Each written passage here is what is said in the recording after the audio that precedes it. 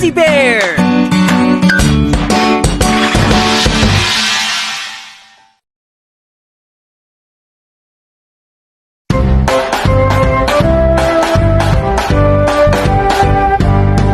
Ang batang matapat, pinagmamalaki ng lahat.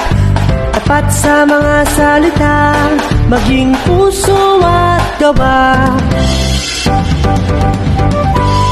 Ang pagsasabi ng totoo, tumatatak sa puso ng tao.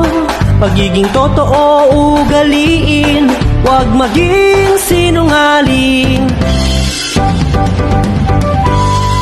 Ang pagiging matapat ay mabuting gawain, nakakabuti sa marami, kaya ugaliin natin. Ang pagsasabi ng totoo ay mabuting gawain, dulot nito'y kabutihan at malinis na samahan. Ang pagsasabi ng totoo, tumatatak sa puso ng tao. Pagiging totoo, ugaliin, huwag maging sinungaling.